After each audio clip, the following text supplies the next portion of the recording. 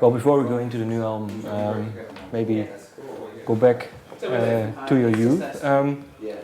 When is the first time you really got into a certain sort of music? Do you still recall? What's that? What's the first time you really got into some sort of heavy metal music? I remember that I was, when I was a kid, like my father was really into, like rock and roll, like Aerosmith and Van Halen and things like that.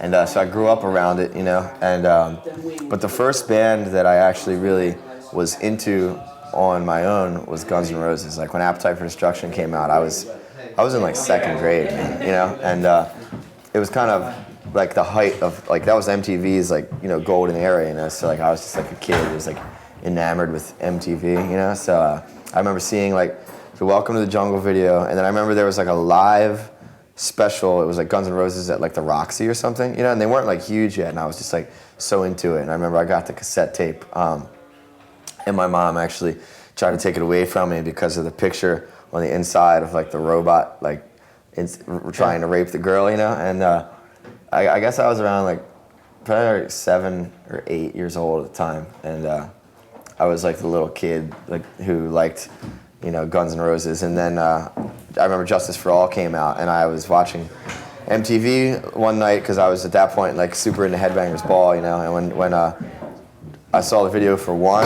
that kind of was just like, wow, that's like the scariest thing I've ever seen, And that was pretty much the video and the album that took me from being just into like rock into like metal and things like that. How come?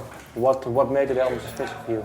Especially the song One, or? Yeah, I mean, I think the video was just the darkest thing, because Guns N' Roses wasn't really dark. It was more like it was rock and roll. It wasn't that far away from like things that like I felt like my parents had listened to, like Aerosmith and things like that. Which I think those bands are great.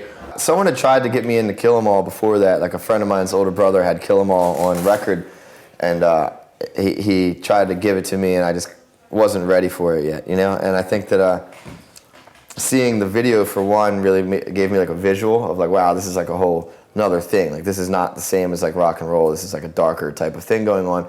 And then from there, it just like opened up into like Slayer and Anthrax and Megadeth and things like that. And I was, pretty hooked at that point. And I was just like a little 10-year-old kid walking around like with Metallica shirts on, black jeans all the time. Just like a little neighborhood dirtball that was really into heavy metal. So what was it then for you? If you now look back, what do you think made it so special? I have no idea. I think it was just like the time, the right record at the right time. I was also like starting to play guitar at that time. I started learning how to play guitar, and maybe it was because Justice for All is like that kind of music is basically all power chords. You know what I mean? So it was easy for me to get to, like when I was learning how to play. So.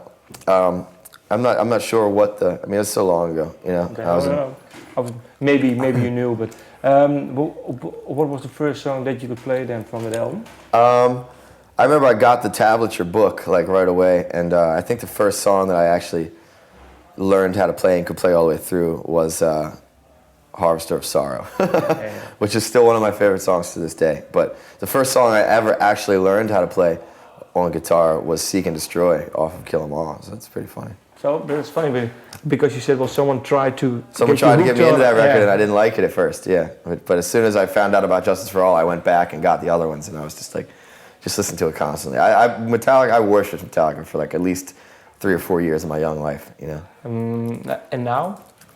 I mean, they're not around anymore. I don't think that band exists anymore. So I love those records, but anything past the Black Album, I don't acknowledge as happening.